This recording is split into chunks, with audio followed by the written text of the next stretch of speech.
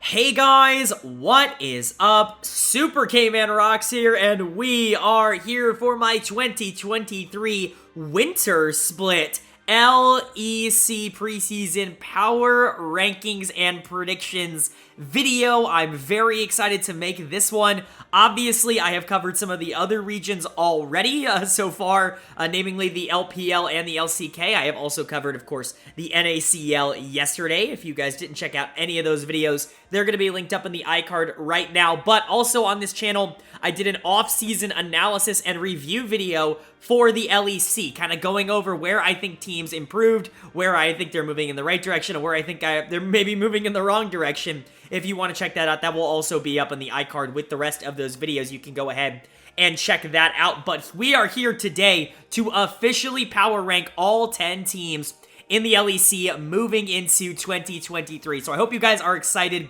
I know I am. If you are, let me know down in the comment section below. I love to hear you guys' feedback. You are always super active on videos like this, so while you're down there, let me know where you personally power rank all 10 of these teams. Where do you think I'm overrating some teams? Where do you think I'm underrating some teams? And include that for the players as well. One thing I always like to say at the beginning of these videos, of course, I am power ranking every player from 1 to 10 in their position, but if you have a massive problem with where I put one of these players in terms of rankings, feel free to let me know who ahead of them you would put down or who below them you would put up in order to accommodate a move. It's all fine and good to say that, you know, one of these mid laners should and would, you know, in most cases deserve to be top 2, top 3 in the region, but which person in the top 2 or 3 are you taking out to put them in there? I'd love to hear you guys' feedback on stuff like that. But with all that being said, with all of that fun stuff out of the way, it's time to jump right in. If you are new here, the way we go about these videos, we're going to be going over all 10 teams in the LEC, going from 10th place in my power rankings to first, talking about every single player, where I think they can play through, where I think they might be at a little bit of a disadvantage, and maybe some over-under on where they might be able to finish. Of course, with the LEC format changing, it is imperative that a lot of these teams jump out to very good starts, so maybe more so than usual, I'm going to be prioritizing familiarity or just general talent level above perhaps where I think these teams might be when they grow a bit further. That could be what the spring and the summer videos are for. So, without further ado, let's go ahead and jump right into it. Starting off with number 10, and number 10 is going to be kicking off our D tier. Longtime fans will know I usually start with F tier, but with only 10 teams here, I don't think that there is a big enough gap between the teams that are here for me to really break them up into tiers beyond, you know, I think I have it A through D in this one. So top teams are in A, bottom teams are in D, and unfortunately coming in at number 10 and at the bottom of D tier for me in the winter split, it is going to be Team BDS. I have them coming in at last place at number 10. This roster is interesting, and I certainly don't hate every single piece on it, but as a grand package, especially in comparison to what all of the other LEC teams are going to be capable and what they are going to be putting out in 2023, I'm just not sure BDS stacks up in that same way. So let's go ahead and go over what their 2023 roster is looking like. It's looking like Adam in the top lane, Sheo in the jungle, Nuke in the mid lane, Crowny at AD carry, and Labrav at support. A lot of these players were in-house from last year, 4 of the 5, in fact. However, 3 of them were on the BDS Academy team that was playing in the LFL last year, and so certainly a new look for the LEC, at least from this level, but a lot of players that have probably had a lot of time to at least scrim and get ready together. So let's go ahead and go through every single player one at a time from top to support, starting with Adam. It's always fun to start off a video talking about Adam. He is the most divisive player I talk about on the channel. He certainly gets a variety of comments, and this video is certainly not going to be an exception because I have him ranked very highly in terms of top laners. I have him coming in at number 6, and there are going to be a lot of people that are looking at that and they're like, how is that even possible? How do you have him ranked that highly, especially when they see some of the people I ranked below him? But I do want to first of all point out, most of the time when I'm doing these player rankings, while yes, like 6 is the ranking that I'm giving Adam, usually I will say there is a 2 or 3 position buffer. So I could realistically see, you know, anybody putting him down at 8 or anybody up at 4, right? And I wouldn't be all that mad about a ranking like that. It certainly wouldn't make me upset. This is just how I ended up landing on these players for a variety of factors that I'll talk about, but really the difference between like 6 and 8, and especially for top lane here, and I'll get into some of that later, the difference between some of these players is very minuscule, and so you want to put Adam at 8 or 9? Great. I really have no huge problem with that. I'm going to have him at 6. I really don't think there's that big of a difference, but that's a little disclaimer out of the way. Let's talk about Adam as a player. Adam's very interesting. He is, of course, very, very aggressive on that top side, both to his benefit and to his detriment, and often to his team's detriment, possibly as well, or at least the last time he was in the LEC, that certainly was the case. But the thing that makes me comfortable with putting Adam above some of the other people that are around him is I think he has the capability to actively win his team games by himself. And I don't think there are a lot of top laners in the league that are that kind of player right now. And so to have Adam here, I actually think it's kind of a benefit for BDS. Yes, he's going to get a little bit over-aggressive, and yes, he might be out of position and he might lose your team games, but, spoiler alert, before we get to some of the other players on this roster, I don't really think there are a ton of players on this team that are, like, actively going to win you a lot of games in the LEC. I think having a player like Adam, who at least has the mechanical skill to be able to go toe-to-toe with basically any top laner in the region if things go right, that's the kind of luxury that a 10th place team really needs to have, and a team like this, in my opinion, really needs to have. I think without Adam, I would really struggle to find ways that this team would win games, not even consistently, but just at all. And I think Adam really gives you an avenue to do that, even if he is also going to be a little bit of a problem child for it. I see a lot of people comparing him to players like Bubu over in the LPL. I don't think it's quite the same. I think Adam does know how to play a little bit more passive. It's just about making sure that he's locked in mentally. It's always been the issue with him, is making sure that he is willing and ready to play for the team instead of just trying to generate giant leads in the top lane. But if he is bought in, I actually really like the tape that I watched of him in the EU Masters and the LFL last year, so I like him a lot. I think he's a very talented player. I've been high on Adam in the past. I'm not exactly sure he's going to perform up to this number 6 ranking, because Adam on a bad team typically doesn't go too well, but it is worth noting I like Adam as a player. Then you move on to Sheo in the jungle.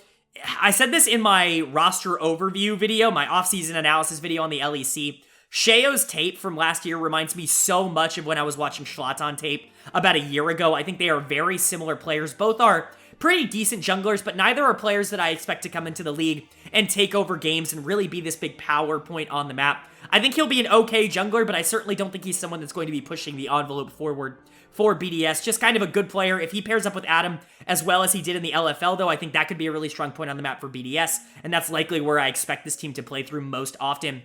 Then, the only player actually retaining from your actual main BDS team last year, Nuke, formerly Nuclearant, just now Nuke, I believe. He's actually gonna come in as my number 10 mid laner. I am beyond out on Nuke at this point.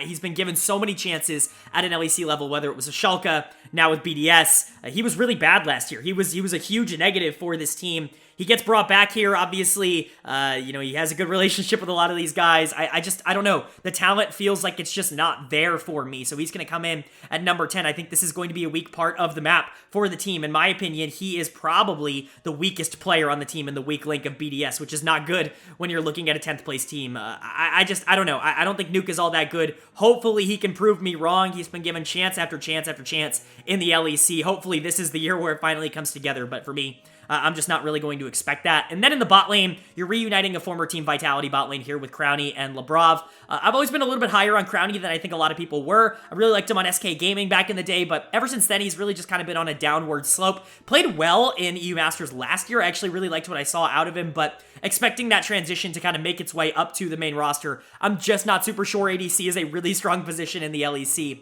And I'm just not sure Crowny is really expected to be on the same level as a lot of the other AD carries in the region. He's also going to come in at number 10, although I do think he has a little bit more upside. He has at least shown flashes at an LEC level before, just nothing that you're really going to stick your hat in. And then Labrov, bring him in to play support here. I actually like Labrov quite a bit. Coming off of a really poor year, I think a lot of people on Vitality last year had a poor year. We'll talk about a lot of them as we go through, but Labrov is a player that I think on a better team, in a better situation, I could be talking about him potentially having a bounce-back split this year, but man, it's unfortunate that he joins this BDS team because I just don't think that there's going to be a lot of talent for him to support. I think one of the most important things is that him and Crowny get back on a good page. While they were on Vitality, they were okay. They were good enough to play in the LEC. They certainly weren't fantastic, but you don't really need them to be fantastic. You just need them to be good enough to give you a place on the map that you can consider a power point potentially to push through and to play for bot lane, because right now it really does feel like you only have one strong lane. If that lane can really come together and be good, that's a huge benefit to BDS. And then also, it'll be interesting to see how Sheo plays around with Labrov.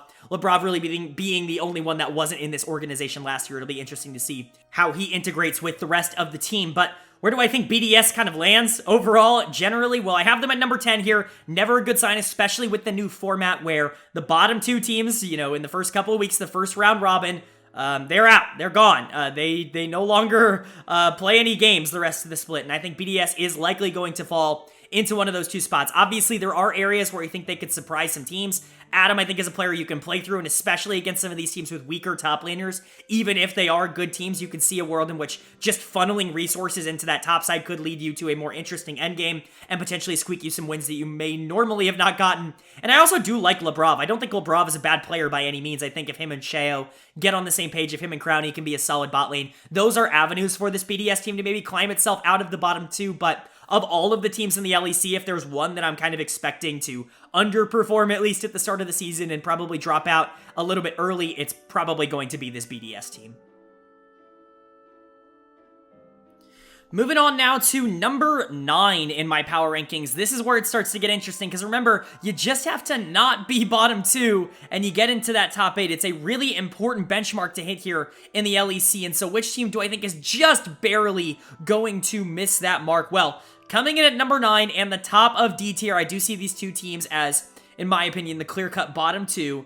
Coming in at number 9, it is going to be Astralis. I see Astralis coming in at number 9, which is really unfortunate because I do think that this organization and this team took some strides during summer of last year. They were relatively competitive towards the end half of the split. Obviously, it doesn't really show in their record at 7-11 because they had a really bad final week of the season, but we have to remember that going into that final week, there was a realistic possibility that this team could have made playoffs, that they could have made top 6. Obviously, everything goes wrong in that final week, but certainly some good from some of the players that they were able to retain. So what is their lineup looking like in 2023? Well, it's looking like Finn in the top lane, 113 in the jungle, Dior in the mid lane, Kabe at AD carry, and Jonghoon at support.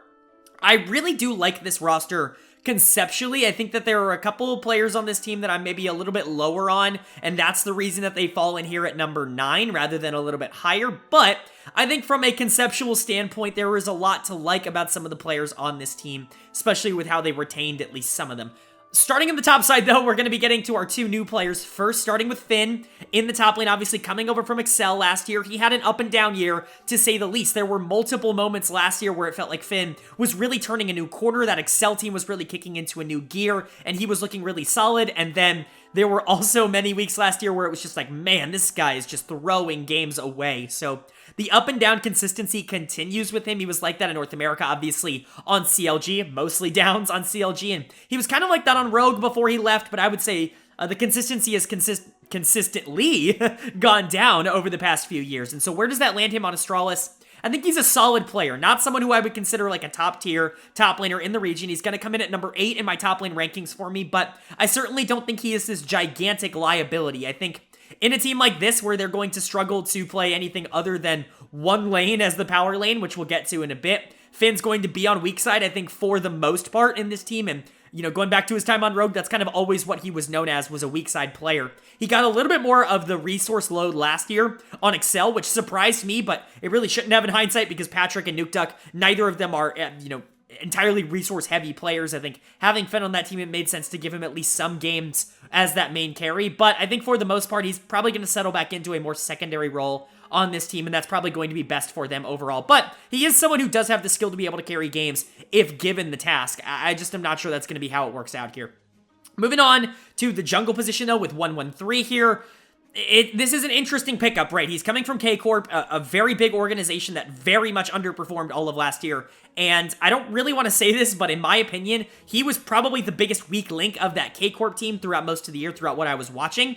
I really wasn't actually all that impressed with 113. I think he is fine, but in my opinion, he really did not look ready for the jump to the LEC. There were a lot of junglers that I watched, watching EU Masters, watching the LFL last year, just watching tape for some of these players going into this video, that I thought really just played better than 113 and were a little bit more interesting as prospects, so he's going to have a lot to prove to me coming into the season. I have him as the 10th ranked jungler, the last ranked jungler in the LEC right now, and I don't really see how you could have him as anything else, at least going into the year. Of course, there is the potential for him to completely change that around as we go through the year. He is talented, obviously getting a shot from a very big organization. He really has not been around in the pro scene all that long. Maybe he can develop. They did something very similar with Dior last year, bringing him up from Fnatic Rising and really giving him a shot after what was essentially 6 months as a pro. 113's obviously had a little bit more experience than that, but he's not the most experienced player in the world. They're taking some punts on some players that they consider very talented, but might not have shown a lot in the process up till this point. 113 definitely fits into that category. I'm just a little bit worried about how he'll acclimate to the league when he settles in at first, at the very least. And then you've got Dior in a similar boat. Obviously got a full year as a pro last year for the first time in his entire career and was okay. Certainly showed some moments, but was also a little bit of a liability for this Astralis team. In my opinion, he was the weak link of Astralis last year, and I don't really see any reason for that not to continue into this year. He comes in as my number 9 mid laner because I just think Nuke was a little bit worse, and I think Dior at least has some upside that I'm not necessarily sure is there for Nuke, but I'm really worried about this jungle mid duo. I think 113 and Dior, they're going to be a problem for this Astralis team, and in my opinion, they are the biggest thing that is holding them back. If Dior can hit some potential, if 113 can hit some potential that clearly this organization sees in them, that's going to be huge, but unfortunately, it's just really hard for me to predict that because I just really haven't seen it out of either of these players at basically any level, let alone the top level. So that's definitely the worry here, even though I do like topside, and I'll talk about it now. I really do like bot side quite a bit. This was a very good bot lane last year. Kabe's returning, Jonghoon's returning. I think that's a great return here for Astralis. It looked like Kabe was going to be gone for a bit of this offseason, but I actually do like bringing him back, even though I have him listed pretty low as the number 880 carry. His stats were phenomenal last year. His laning stats in particular look great. I'm not going to say it was entirely him because you can see where I rank Jonghoon, who I think is a very, very solid player. But Kabe had a fantastic bounce back year last year after it really felt like, coming back from North America, he just wasn't necessarily on the same wavelength as everybody else when he was playing for Misfits. It just didn't feel all that right. I think last year definitely felt a lot better for Kabe. I think he pairs up with Jonghoon incredibly well, and I think he's consistently able to get back to what made him good, which is just being an anchor in the bottom lane. If he can be that again, he's going to be better than number 8 in terms of my AD carry rankings. I just think his upside isn't necessarily the same as some of the 7 players that I listed above him. And so he'll be better than, at least 1 or 2 of the people that I have listed above him. I just don't know which ones it's going to be. And so he is going to come in here at number 8. But then we get to my favorite player on this Astralis team, and that is Jonghoon. I think it is an absolute home run for them to be able to retain Jonghoon. There were multiple points throughout last season where I was talking about teams like Fnatic potentially taking a punt on him just because he is such a talented player. His mechanics are absolutely nuts. He is not afraid to try and make plays, whether that's in lane, whether that's out of lane. Obviously, he's got his famous pike, but even outside of that, he is just so good at playing lanes aggressively and generating leads for not only himself, but for the rest of his team. He did a great job pairing up with Kabe last year in lane. Their 2v2 was surprisingly deadly, and it led to Kabe having his best overall laning split, probably of his entire career. I can't remember a time where Kabe was considered a dominant laner quite like he was last year with Jonghoon when it really, really came together. But even then, Jonghoon and Xerxes as a duo roaming around the map was also very, very deadly. And so that was kind of the core of Astralis to me. Obviously, you couldn't keep Xerxes. That's fine. He goes to a much better team. But keeping Kabe and Jonghoon on this team, I think, was absolutely essential for them to continue to at least attempt to compete. Really like Jonghoon. I think it's only a matter of time. It's basically inevitable before one of the top organizations in Europe snatches him up. He is simply too good. And I think Kabe does a really good job of capitalizing on a lot of the advantages. The problem for me that Astralis runs into, and the reason that even though I like this bot lane, they're not going to come in higher than 9th is I really do think this jungle mid duo is going to be a giant hindrance. I'm not going to tell you which jungle mid duo is going to be worse between them and BDS, but you can make a real case Astralis has the worst jungle mid duo in the league. I think I would make that case if I'm being entirely honest. And Finn's inconsistency last year definitely leaves something to be desired in terms of my optimism for this team, but they surprised me last year with how competitive they were in Summer Split with Kabe and Jonghoon, really stepping up and getting a good performance out of the jungle position. 113 and Dior do have potential, and Finn has been good in the past. If everything works for this team, I could definitely see a world in which they are not bottom 2. It's just a lot tougher for me to imagine a world in which they're anywhere close to top 4, which is really where it's going to matter moving into this, the end of the winter split, I should say. And so for Astralis, for me, the upside just means that they fall down here to number 9, and I think unfortunately they are the other team I would expect to not make it out of the top 10. All right, now that we've got the first 2 out of the way, that is your bottom 2, at least in my projected winter standing. So we can now jump in to our top 8. These are the teams that are probably going to get a lot more experience, and it means we're jumping up another tier. We're going to be going from the D tier to the C tier. The C tier, to me, teams that are relatively competent, maybe not ones that I would expect to compete directly for top 4, but it's in the realm of possibility where I don't think anybody in D tier was likely going to make top 4. I think you could theoretically convince me that in a perfect season, one of these teams could make the top 4. But coming in at the bottom of C tier and coming in at number 8 for me, it is going to be SK Gaming. No surprises up until this point. I feel like I'm running pretty chalk up through the first 3, and that's definitely not changing here with SK Gaming coming in at number 8. This was an organization that was really committed to making some moves this offseason. There were a lot of rumors that they were in the bag for a lot of bigger free agents. It doesn't seem like they landed a ton of them, but I actually do quite like a lot of the players that they were able to get back, and I think that this team is actually getting slept on just a tad bit by the community. So let me go ahead and go over what their 2023 roster is looking like. It looks like Irrelevant in the top lane, Marcoon in the jungle, Certus in the mid lane, Exakick at AD carry, and Doss at support. 3 LEC players from last year, and a bot lane that looked really, really good throughout most of the LFL and even in the EU Masters as well. And so let's go ahead and get to talking about what I think of this SK Gaming team, starting in the top lane with Irrelevant, who I actually have rated fairly highly here, coming in at number 4 in terms of all of my top laners. Now, a lot of people might be looking at and seeing like, wow, that's way too high for someone who was just kind of a relative weak side top laner last year, but I implore you to go back and watch a lot of Misfits last year. I don't think a lot of people were watching Misfits outside of, like, VTO, which, first of all, I understand. We'll get to him in a bit. But Irrelevant was actually really solid up on the top side. In my opinion, he was one of the top 3-ish players on that team last year. Misfits was actually kind of interesting, and Irrelevant really performed well. Yes, he was good on that weak side. He was good on weak side duty, but he did plenty more than that throughout the season, in my opinion. They did give him resources every once in a while, and he was actually really solid in the 1v1s. His laning stats weren't nearly as bad as I expected them to be, especially going into the year when I had no idea who the guy was in comparison to a lot of the other top laners. I think he is actually going to be a really solid pickup for SK Gaming. I think he's going to come in and be an absolute rock on the top side that allows you to invest a lot of your resources that you have into some of these other players that are really carry-oriented players. I think Irrelevant is just going to make everyone else on the team look a lot better, and so he actually comes in at number 4 for me. Really, really, really like him as a player. It's a very good pickup for SK Gaming. And the other really big pickup, in my opinion, this offseason for them is Marcoon in the jungle, who I am pretty notoriously high on this channel. He's a little bit of a channel darling as well. He's going to come in at number 5 in my jungle rankings. I think you could justify putting him in the top 3. I had him in my all-pro team last year. I thought he was almost underrated because that Excel team just kind of didn't come together towards the back half of the year in the way that everybody wanted, but in my opinion, he was the best player on Excel last year in terms of performance, and I don't really think that that's that controversial of an opinion. His aggressive junglers, his early game junglers that he can go out and skirmish with, obviously the Wukong comes to mind, but pretty much anything in that zone,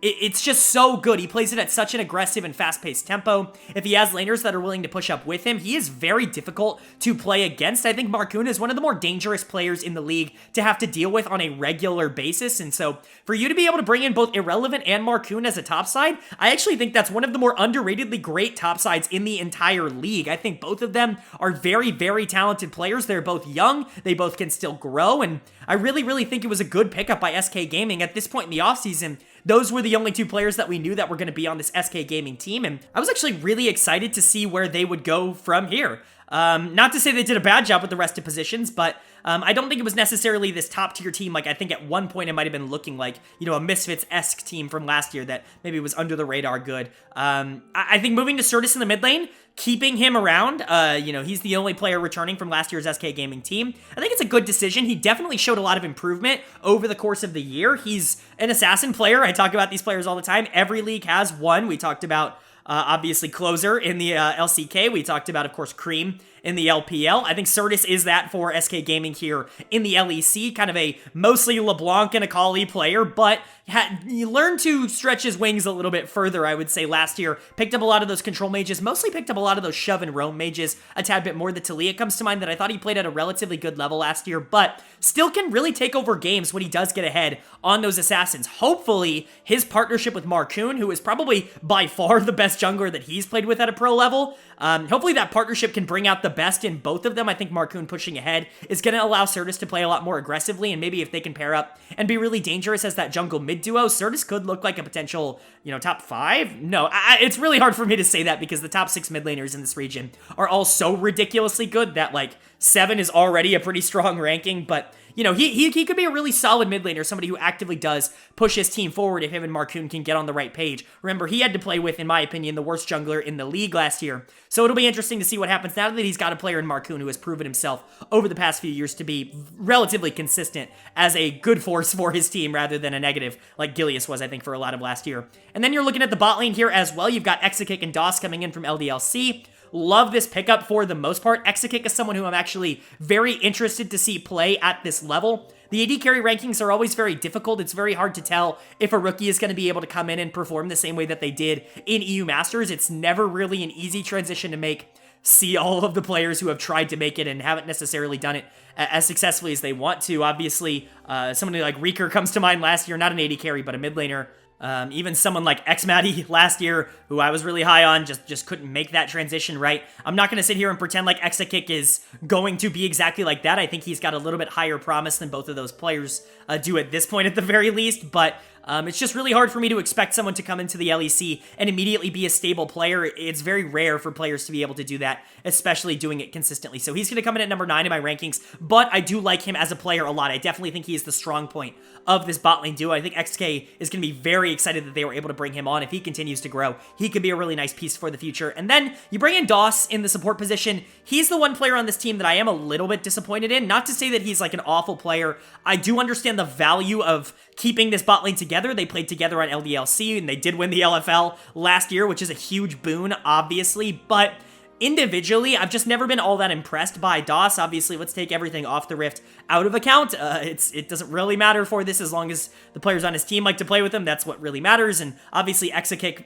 clearly vouched for him. They had Exakick, and then they brought in DOS, and so I just don't know. I don't know if I'm super excited about bringing DOS in. You know, maybe it'll allow Exakick to adapt to the league a tad bit quicker than maybe you would expect, but I don't think the upside of this bot lane is nearly as high as if you were pairing it with some of the other supports that were available this offseason. And so, while I do like Exakick as a prospect and as a player in general, I'm not sure DOS is the best support in order to get the best out of him. I think they were really exploited at EU Masters in terms of being able to play at that top level, but still, obviously, could be entirely wrong about that. They could absolutely improve, or they could flame out entirely. You never really know with a duo coming up from EU Masters and from the LFL in particular. But for the most part, I think SK Gaming's offseason is looked at as kind of meh. I'm much higher. I actually really like a lot of the moves that they ended up making. Irrelevant, Marcoon are really, really good ads. That's a team that, like, that's a top side that genuinely could be top 6, like top 5 in the region. I think, unfortunately, the big question marks are going to come from the bot lane, but if they can really step up, if they're like a top 4, top 5 bot lane in the region, which I'm not going to say is likely, but it's certainly not like impossible for it to happen, this team could be like a top 5 or 6 team in the league. Like, it really wouldn't surprise me all that much. We could see that next level jump from Certus really becoming that takeover carry mid laner. Irrelevant's really solid on the top side. Marcoon unlocks everything else, and Exakick really is like an AD carry prodigy coming in. I could see this SK Gaming team really working out. I just think they have slightly more question marks than all of the 7 teams above them. The 7 teams above them really are all solid, and they all have really, really good players, and unfortunately for SK, I just think the question marks that come from that bot lane and potentially from that mid lane as well are just a little bit bigger. But overall, I really like what SK did this offseason, and I really do think that hopefully at least some of these players can really break out, and you can have a nice nucleus to go into the rest of the year with. Moving on now to number 7 in my power rankings. The top 7 really are an interesting conundrum because I've seen a lot of them. This is really where the chalk, I guess, quote-unquote, ends. A lot of them are kind of placed in a lot of different orders. I think the first 3, the 8 through 10, relatively similar for pretty much everybody who's done power rankings up to this point. I think a lot of people see SK as the clear 8, and then somewhere along the line, you've got BDS and Astralis in the bottom 2 in whatever order that you want. But top 7's where it starts to get interesting. It's where we really start to get a few differences from, everybody's different lists. And so here's mine. Coming in at the top of C tier, in my opinion, and in number 7 in the power rankings, I have Team Heretics. I know a lot of people are going to want to see this team higher. They're going to say I'm much too low on them, but for me, there are just a few too many question marks lingering on this roster, and maybe not the same kind of take over the game talent that I see out of some of the teams above them. But looking at their 2023 roster, it is looking like Evi in the top lane, Yankos in the jungle, Ruby in the mid lane, Jack Spectra at AD carry, and Mursa At support, I really do like this roster from a construction standpoint. Obviously, for those of you who have not followed the LEC this offseason, you're probably confused as to who Team Heretics is. As you can see on the screen, they did buy out the spot from Misfits. Misfits is out of the league. Heretics is in. They actually won EU Masters this past year. Very good team from the Spanish league. Really, really fun to watch, and while they do have a much different roster, they're kind of carrying on the spirit, I would say, of what Heretics was last year, and so a very worthy organization, I would say, joining the LEC. A lot of really good orgs that aren't in the LEC in Europe right now. Heretics is absolutely one of them, and I'm really glad they were able to get a spot here in the LEC this year. But let's go ahead and talk about their team and why I have them, unfortunately, at the bottom of this big, like, 7-tier cluster, and not even in the B tier, at the top of C tier. So let's go ahead and talk about it, starting with Evie in the top lane. Now, people are very high on Evie on the internet, and I completely agree for the most part career-wise. I think when you look at what he's been able to do in the LJL for DFM for so many years, he really has been a fantastic player, probably the best Japanese player of all time, and it's, you know, I think you could make that argument without a lot of pushback. My big worry is that 2022 was probably his worst year in a very long time, especially going back and rewatching a lot of the tape. I remember saying this going into Worlds last year when DFM was going into that play-ins group stage, where I was like, this is not the same DFM team that we saw in 2021 where they were able to make it out of groups because Evie was doing really well. Evie was not the carry of that team, even a little bit last year. He was having down splits, he was losing lane. I think you could make a real argument he wasn't even the best top laner in the LJL. It was certainly an interesting year for Evie overall, but we know he does have the talent level to be able to not only perform at, you know, that level and be probably the best LJL top laner, but be a really solid top laner at an LEC level. He didn't really show it last year. He not only didn't show it at the LJL, he didn't show it at Worlds either, and I think that's really where I wanted to see it come out. He certainly had a couple of really good games, but go back and watch a lot of my analysis from the play-in stage last year at Worlds. I was calling Evie a bit of a weakness for that DFM team because he was getting a little bit exploited in that top lane for being a little bit over-aggressive. Now, I could definitely see a world in which Heretics really wants to play towards this top side. This organization really loves him as a player. They were very excited to be able to bring him in. I'm just a little bit concerned about what kind of form he is going to be in when he does enter this team. He definitely has better players around him this year than he did last year, and so obviously that's going to help him out a lot, but you're really going to need to see 2020 and 2021 Evie rather than 2022 Evie in order for this Heretics team to be as consistent as I think a lot of people on the internet really like to be. But we know Evie has the talent. He's just going to come in at number 7 for me because I have no idea where he will land in this upcoming year, if it's going to be more of a down year, you know, a continuation of what has been happening, or a good bounce back. I could see both realistically happening for Evie here, and so for me, he just comes in right in the middle there at number 7. Like I said, that big cluster of like 5 downwards at top lane is all relatively similar. You can put them in basically any order, in my opinion. Then you move on to the jungle position. This is where a lot of the optimism for this team is going to come in for a lot of people, me included, because you're bringing in Yankos, probably the best jungler in LEC history. Really, really great addition here. This is somebody who G2 obviously just didn't want to keep. They wanted to go younger in that direction, which I can't really disagree with that, and I think that is absolutely to Heretics' benefit, being able to bring in, you know, somebody as experienced as Yankos is at this level when you have, quite frankly, a lot of inexperienced or young players in a lot of your other roles. Basically, with the exception of Evie, everybody else here is relatively inexperienced at an LEC level, and bringing Yankos in to be able to hopefully control and kind of dictate the tempo and the pace of the game as you go throughout the early parts of the season, I think is going to be hugely positive. I am as my number 2 jungler in the LEC. That might be a little high. I don't think he has the same kind of carry presence that some of the players directly below him have, but Yankos has always had that kind of impact on the game that other players in the league just simply do not have. I honestly think there are a lot of times where he just gets overlooked as one of the best junglers in the world because he's not necessarily the most flashy player anymore, and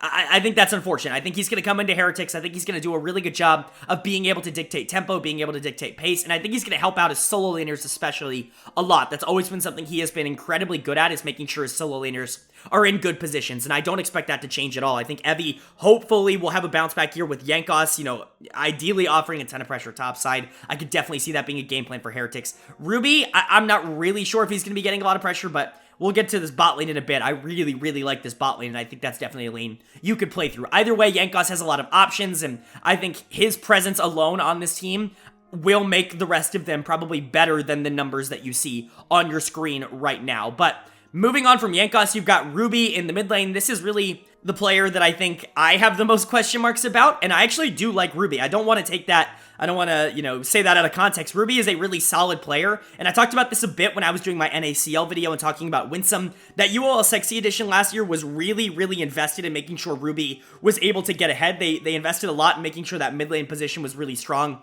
and that he could be pretty much anywhere on the map that he needed to be.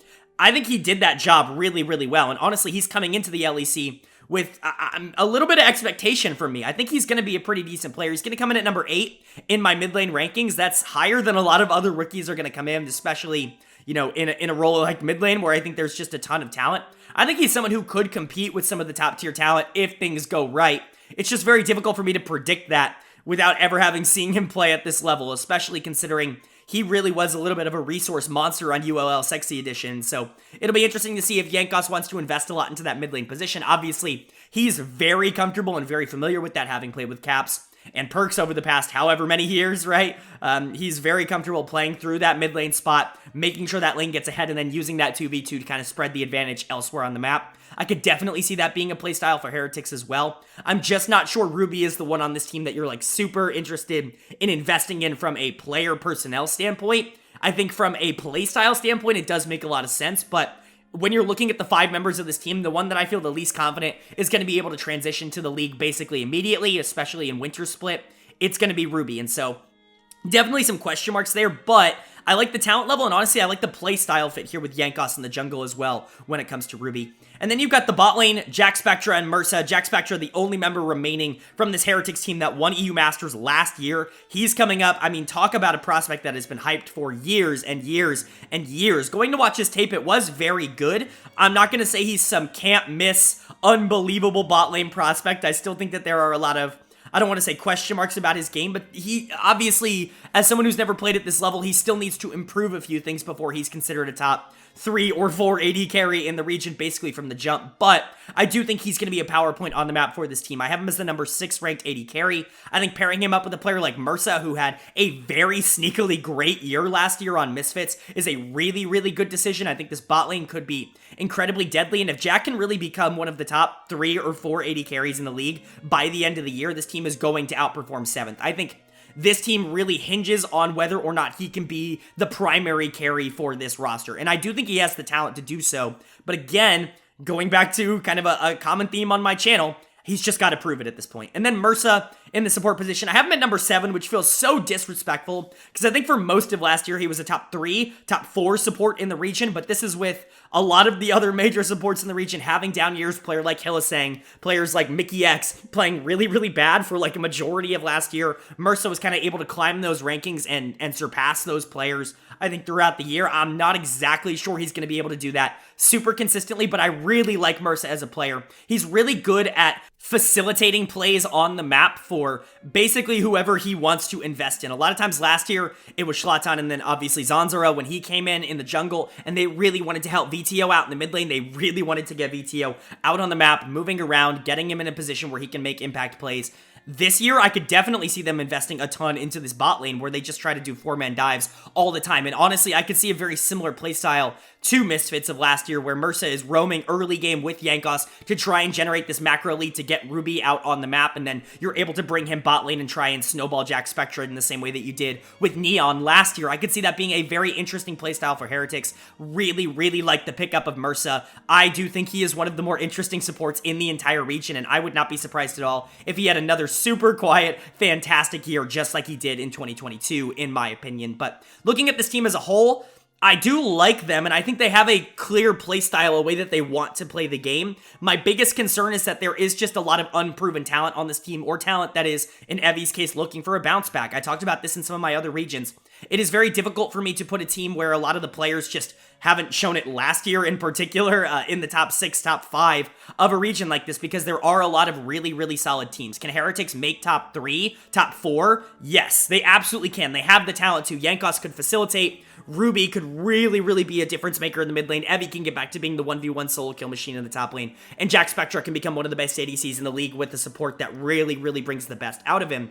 all of that is absolutely possible. This could be a team that makes top 4 and is a title contender, and it's definitely in the cards for them. It's just really hard for me to predict that it's going to happen to them over some of the teams that I have above them in my power rankings. So for me, they come in at number 7, but I really, really do like the direction that they're going in for their first year in the LEC, and I'm hoping a lot of these young players can really come in and show what they're really made of.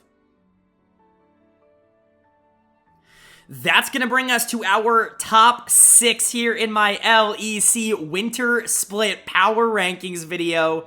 And the top 6 have always kind of been a big deal, obviously, because that was playoffs for a long time. But you have to remember, top 6 no longer means anything. The difference between 5th place and 8th place is basically nothing. Top 4 is where it matters now. And so even though I think all 6 of these teams are really, really solid, and all of them probably are going into the year expecting to make playoffs and top 4, obviously, 2 of them probably will not. That's why right now, we are going to be starting the B tier. We finish off with the C tier. B tier for me are teams that expect to make playoffs. They're going into the year with top 4 expectations. Where we talked about the C tier teams and Heretics and SK, like, I could see a world in which they make top 4, but I don't think those organizations are going in saying it's top 4 or bust. I think all 6 teams left are going into 2023 with the idea of top 4 or bust, and obviously, that's mathematically impossible. At least 2 of them are going to fall out. So which 2 do I think it's going to be? Well, coming in at the bottom of B tier and at number 6 in my power rankings, it is going to be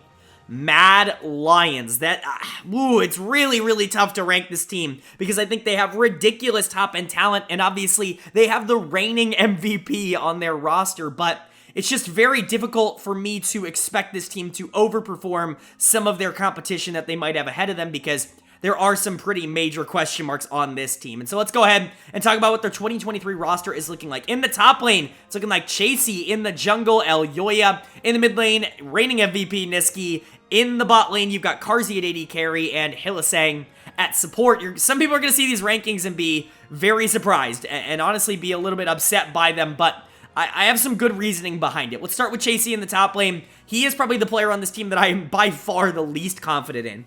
He's going to come in at number 10 in terms of my top lane rankings, all the way at the bottom. I really just don't have a ton of confidence that he's going to come in and be like a super top laner basically from moment 1. He was only okay last year on X7, and you were really hoping to see more from a team that is, yes, replacing a player that was a little bit underperforming last year in Armut, but at least Armut had moments where he was able to pop off.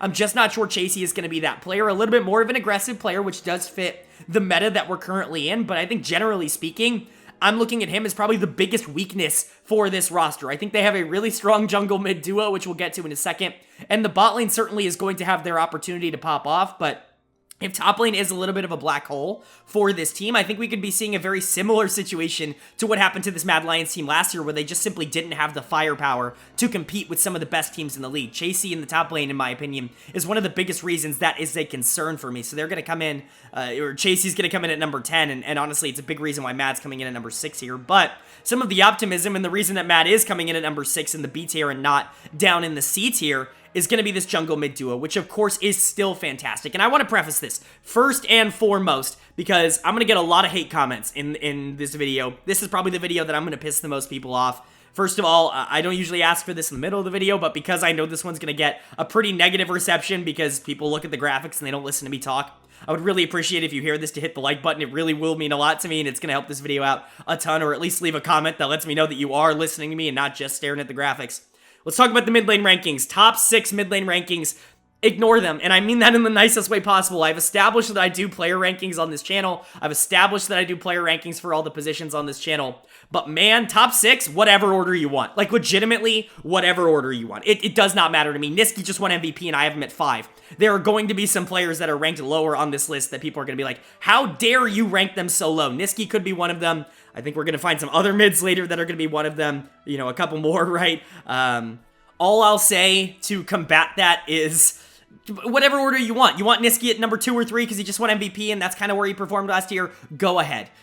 Some of the players above him I think have a higher upside for 2023 in particular, but I know I'm going to get some hate comments, not only for Niski, but we'll get to some of the other players later. Where I have Elyoya is at number 1. I think that was proven throughout the offseason. Not only was he awesome last year, and he continued to be great in the regular season, really benefiting from having a mid laner that was willing to shove and roam and kind of play for him for a lot of the year. I think Elyoya looked like the best jungler in the league pretty much all year last year.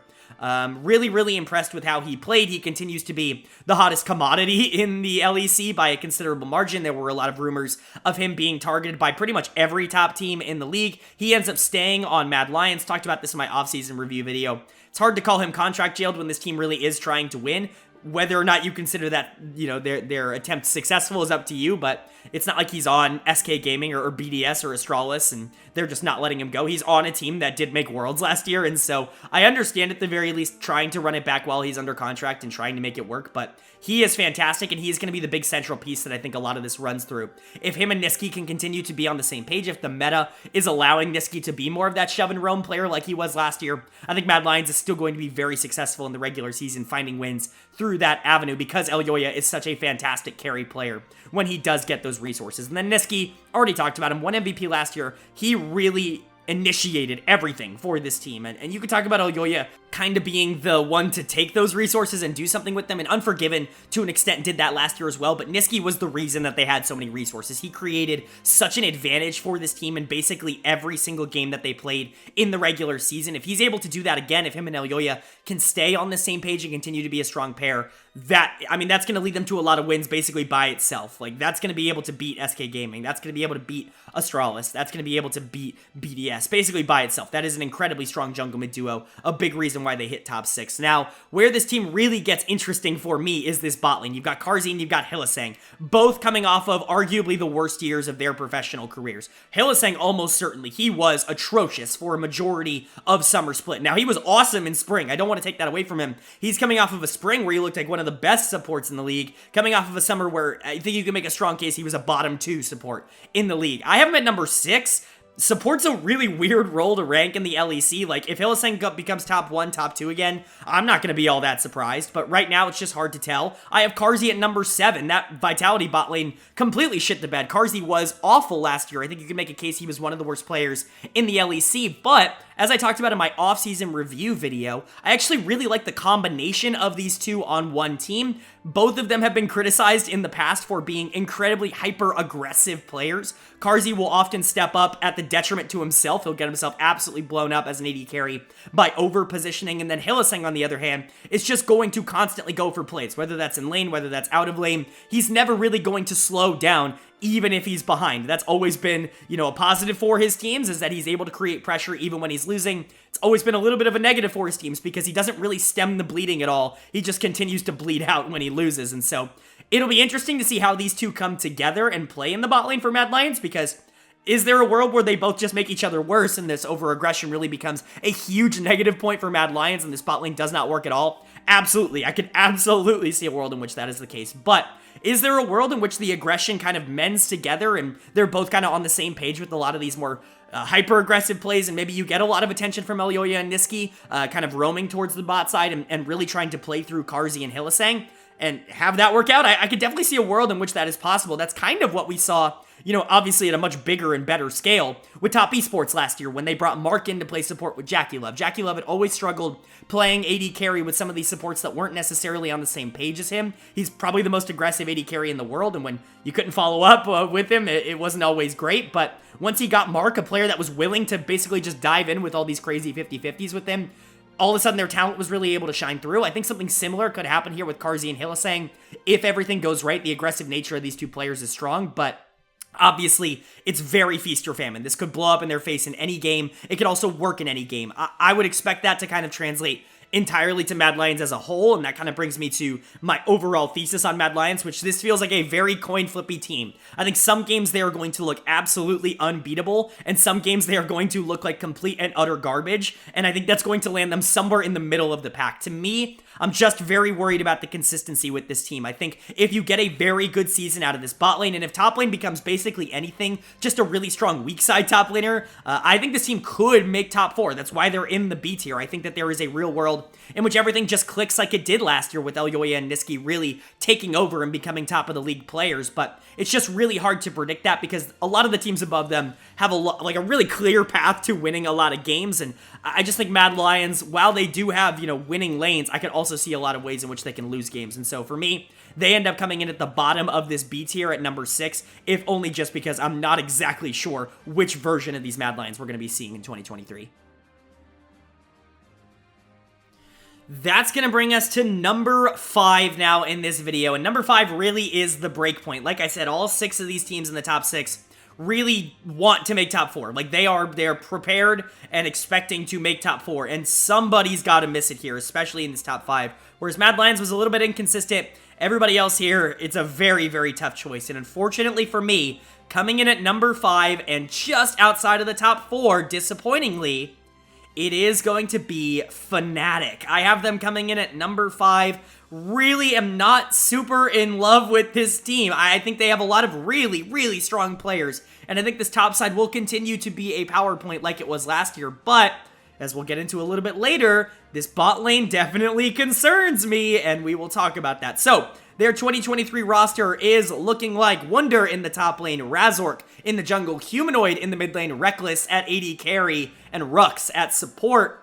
Alright, so there's some good and some bad on this team. Obviously, bringing back your top side of the map is a plus. There's really no other way to put that. That's always going to be a benefit towards you as a team is bringing back a top side that just was really good, not only in the playoffs, but also at the World Championships for the most part. You're bringing back Wunder in the top lane. I've always been higher on Wunder than I think a majority of people. I still think he has the potential to be the number 1 top laner in the LEC. There are some games that he just straight up wins. I think you can make a really, really, really, really strong argument, a very easy argument, that he is the best team fighting player at his position in the region, and I don't even think it's all that close. I think that's really what he does. Yes, he's sometimes going to be a little bit, volatile in the 1v1s in the top lane. You're going to be seeing some CSD, deficits, I would say, from Wunder that you might not be seeing from some of the other players in the top 1 or 2 of that position, but when it comes to consistency, Wunder is always going to be exactly where he needs to be towards the mid to late game. That is always going to be the benefit of him as a player, and I think that's just invaluable. I think that actually really helped Fnatic last year when a lot of their players were being a little bit inconsistent, which we'll talk about actually right now as we move on to the jungle mid duo of Razork and Humanoid. Okay, so let's get this out of the way. Yes, Razork and Humanoid were fantastic in the playoffs, and they really stepped it up at Worlds. But let's not forget what 2022 was. Let's not forget the narrative that was surrounding this Fnatic team for like 90% of the entire year of 2022, which is Humanoid is actively inting wins away from Fnatic, and Razork has absolutely no control over his own jungle. Like, that was the narrative for a lot of 2022 for Fnatic.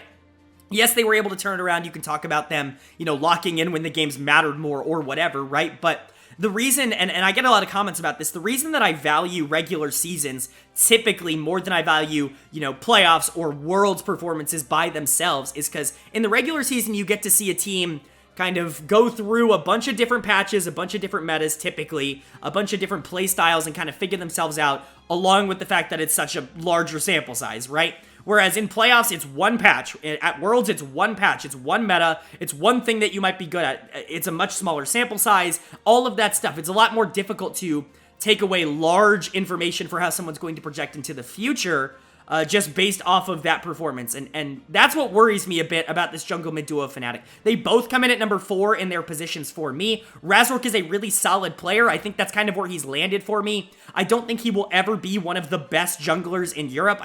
I don't think that is ever going to be in the cards for Razork, but he's always going to be that top of the next tier, like that B+ kind of guy, right? Like, I think he's going to sit on there for probably the rest of his career. A really solid player that isn't necessarily going to completely tear the house down every single time he plays. He's going to be a benefit to your team, but he's not really going to be the carry unless he's, in this very specific meta where he can dominate. He had such a good playoffs last year. And then Humanoid, I mean, talk about, a Jekyll and Hyde situation for a mid laner last year. He's also going to come in at number 4, but at Worlds, he was, like, easily the number 1 mid laner coming out of Europe. He was phenomenal at the World Championships. He was really good in playoffs as well. But you talk about the regular season, I mean, there were times where I was putting him at 7th, like, in terms of the regular season in the mid lane. Like, the talent is there for Humanoid, but I don't know whether it's just being locked in or what it is. It very much felt we had a running joke on this channel last year where it was like, if Humanoid doesn't die before level 6, Fnatic probably wins the game. And unfortunately, he died before level 6 a lot last year. And I mean like a ridiculous amount. Just no respect. Didn't feel like he had any sort of mental lock-in. He was playing laning phases really bad. Absolutely inting away games for Fnatic. You gotta get the good version of Humanoid. It is a little bit of a concern. I do think he'll be a little bit better this year. I can't expect him to be nearly what he was in the regular season last year, but it is something to point out that while Humanoid is an incredibly talented player that is coming off of arguably the best tournament of his entire career, it's not been perfect over the past year, and there definitely still are concerns. That's the reason he comes in at number 4 and not at number like 2 or 3 or something like that. But then you start to get to the bottom lane. Now, this is where the changes come in for Fnatic. You're getting rid of Upset and Hylissang, who have been there for 2 years now. Upset did a really good job on this Fnatic team being able to hold down the fort after Rekkles left. But guess what? The Prodigal King has returned. Rekkles is back here on Fnatic. I have him ranked as the number 5 AD carry.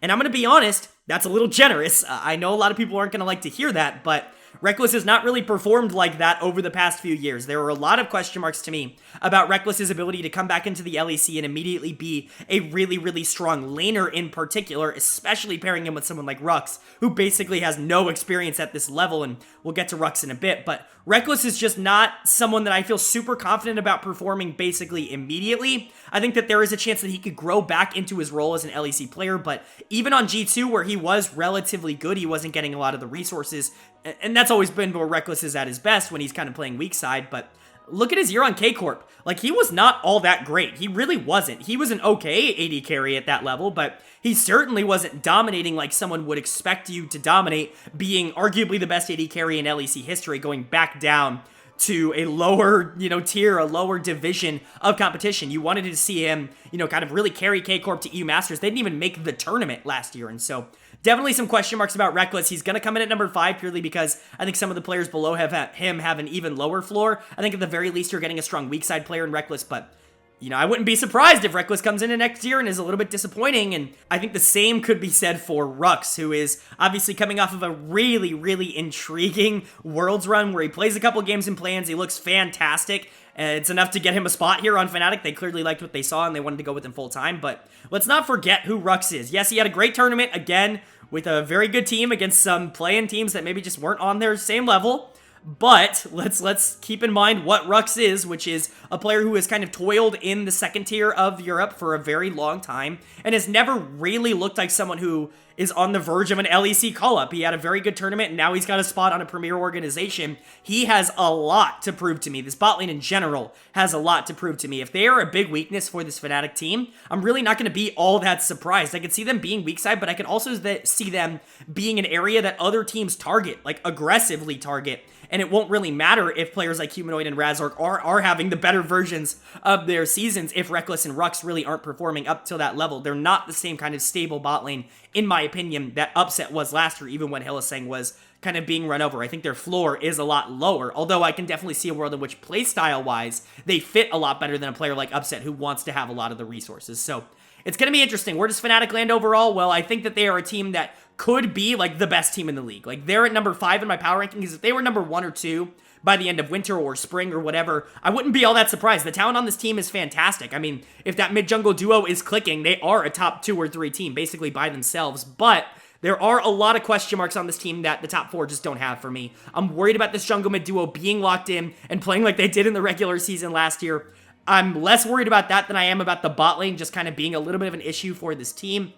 I'm really going to need to see Rekkles and Rux get on the same page, be able to step up and perform at an LEC level, because remember, this can't be like a bottom 4, bottom 3, bot lane in the league and them still be a top 4 team. You really are going to need to see them be able to lock in and step above the level that they've been playing recently. And to get all of those things to happen, obviously it's certainly possible. It's just difficult for me to predict that it's definitely going to happen more so than the other teams above them. And so for me, Fnatic comes in at number 5 with the potential to be an absolute blow-away team if everything goes right.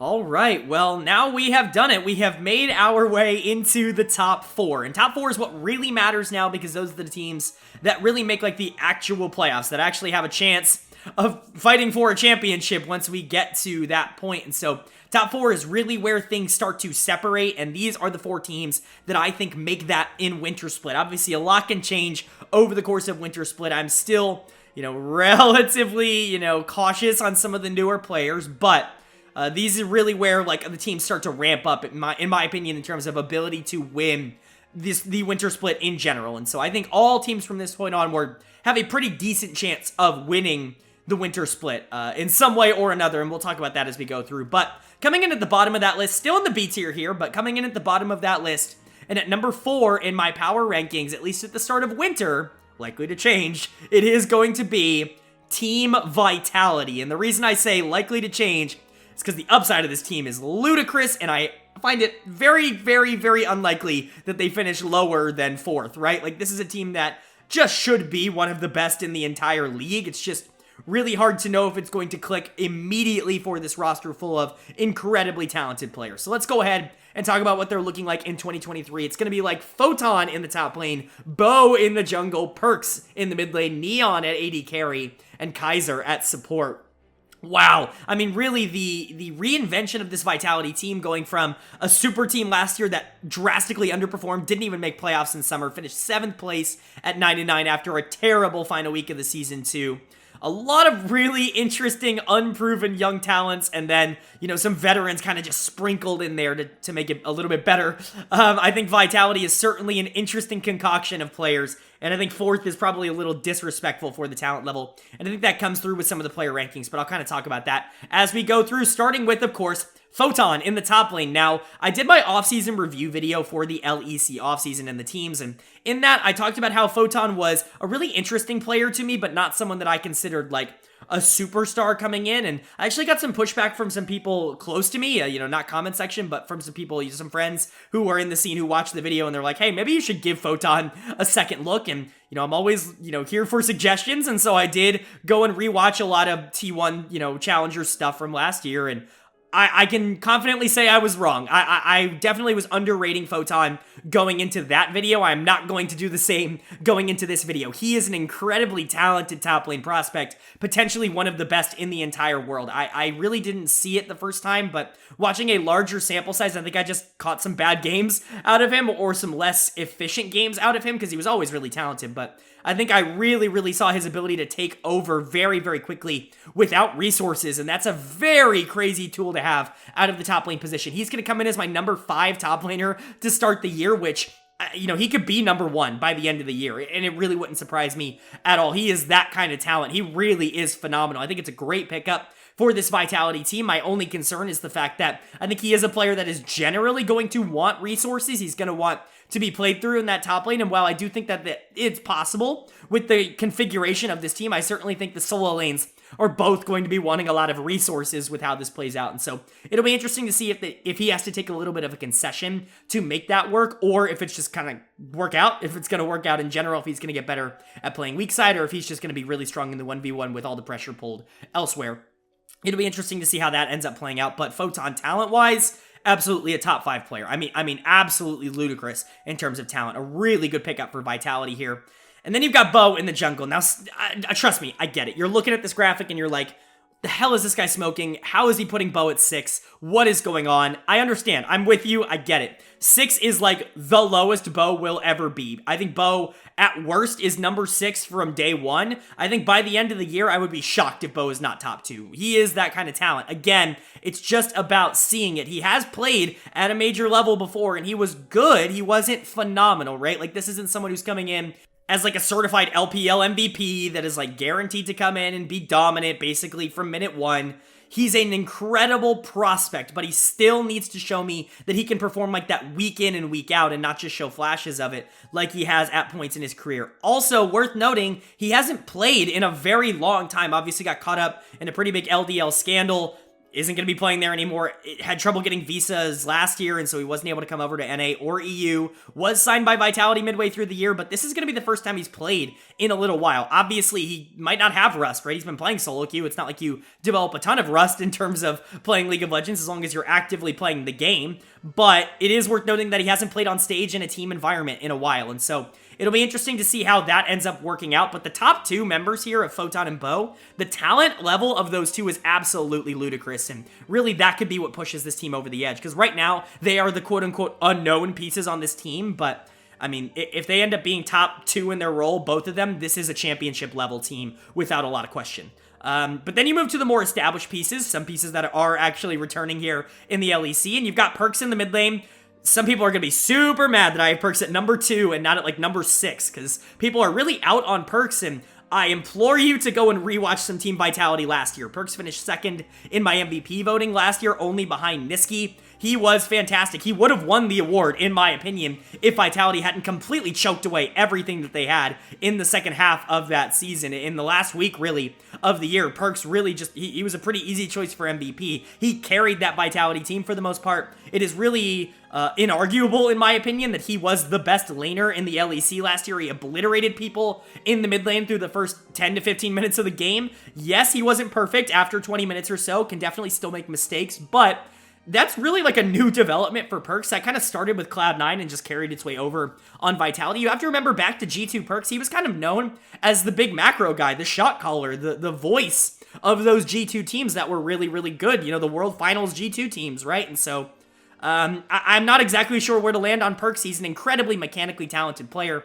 that at this point is just incredibly underrated in the grand scheme of things because his team didn't perform last year. I think you put this kind of talent around him that's maybe a little bit more consistent. You take out some of these pieces that are a little bit more feast or famine, players like Alfari, players like Karzi that are a little bit more feast or famine, and you give him some players that can play a little bit safer. Ideally, you think Photon's going to be a big upgrade to Alfari. I don't know if that's going to be the case immediately, but you're kind of hoping that you get that by the end of the year. Bo should, by every metric, be an upgrade to Haru.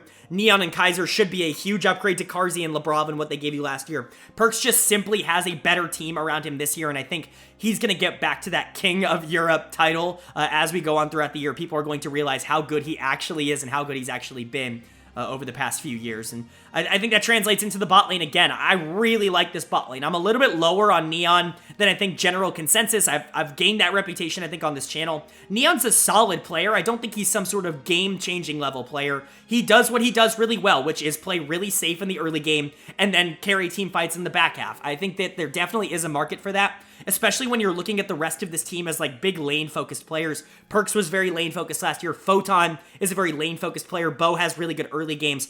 I think having a player like Neon who is more than willing to take kind of a back seat in the early game and pairing him with the support that loves to leave lane often, like very, very often, I think that's actually a pretty interesting decision here. I can see why they would want to go for a player like Neon, potentially over a player like Upset in terms of play style. I think that could work out, but just, you know, from a talent perspective, Neon's good. I just don't know if he's necessarily this, like, game-breaking level AD carry. I have him coming in at number 4. I don't really think the top tier of AD carries is all that special in Europe. I think, you know, the best ones are really, really good, but, like, 4 downward, I think, are all relatively comparable. And I think Neon kind of falls into that. There are going to be moments where he looks like a very good AD carry when the rest of the team is performing around him, but he doesn't really take the onus upon it himself in order to carry the team. And so, good and bad with Neon, but pairing him up with Kaiser I think is fantastic. Kaiser's the best support in Europe, in my opinion. The only player that has any sort of argument for that crown right now, in my opinion, is Trimby, who is also really good, but Kaiser's going to come in as my number 1. I think putting him on a better team than that Mad Lions team last year is going to help him a lot as well. I think pairing him up with Neon is basically perfect. Kaiser is the roam machine, and I think having a player that loves to play safe like Neon in that lane with him is going to be super positive for him overall. Kaiser and Bo, if they can get on the same page, perhaps funneling Perks, trying to get him out on the map, trying to get him moving around, maybe even going top lane and helping Photon out. That's something that Kaiser has really been really fun about in the past. I think there are a lot of really fun playstyles that you can play because of the way that you've constructed this Vitality team, and they certainly, absolutely have the talent to pull it off. And so overall, really, really like this Vitality team. They come in at number 4 in my pre-season power rankings, but this is a team that very easily could finish the year at number 1, and I don't really see a lot of circumstances in which they fall super far below 4. I think there is a world in which they're not top 4, which they're 5 or 6, but it honestly would surprise me, maybe even more so than some of the other teams that I have in the top 4, just because I really, really like the upside of this Vitality team. I think this ranking at number 4 is probably their floor, and their potential is out the roof. I mean, this could be a team that really does compete at an international level if everything works out. And so really, really like what Vitality was able to do this offseason, and I think a lot of people are really going to be surprised with how fast-paced and how fun this team is going to be to watch in 2023. Moving on now, we finally get to our top 3. And while I do agree that the top 4 is kind of the cutoff, top 3 is really where I'm going to start getting all the hate for this video. So here we go. Let's go ahead and jump right into it. I guess as a preface, like the video, guys. And also listen to what I'm about to say. Don't look at the graphic and then leave a comment. Give me like a 2-minute buffer. Give me like 2 minutes to explain before everybody gets mad at the numbers that you see on your screen. But coming in at number 3 for me, and the top of B tier, the final team in B tier before we jump into the top 2, which are A tier, it is going to be the reigning champions of the LEC, Koi. And that's going to surprise some people, but I don't think the placement itself is really what's going to make people mad. I think there are a lot of people out there that could realistically see Koi finishing in 3rd place, which is where I have them. But man, those numbers are going to make some people mad. So let me go ahead, just again, 2-minute buffer, please, I'm begging you. But let's go ahead and talk about what their 2023 roster is looking like. It's looking like Sagenda in the top lane, Malrang in the jungle, Larson in the mid lane, Comp at AD carry, and Trimby at support. I'm just going to get into it. I'm not really going to worry about going in order here. Larson has that number 6 next to him, and that's going to make a lot of people really pissed off, but I can't stress this enough. Legitimately, I cannot stress this enough. You want to put Larson at number 2? Do it. Absolutely. The difference between number 2 and number 6, the difference between Perks and VTO and Larson is like 2 spots in terms of the whole league, not just in terms of the position, like the whole league. All of them are top 10 players in the league. Order them whichever way you want. Larson coming in at number 6 is just as much a travesty to me as it is a travesty to you. I assure you. I love Larson as a player. I think he's fantastic for Koi and for Rogue. I talked about this in my offseason video. I think both sides make each other so much better. Larson is perfect for this team because it allows everybody else to take the spotlight, whereas he can kind of be a more secondary piece. And this team is perfect for Larson because it allows him to look like a superstar on a team where he doesn't really have to have all this responsibility. I think it is a perfect combo of player skill set and team. But, man, and I'm sorry. I really am sorry. So that's my 2-minute warning. Now at this point, if you still want to be mad, go comment. I understand.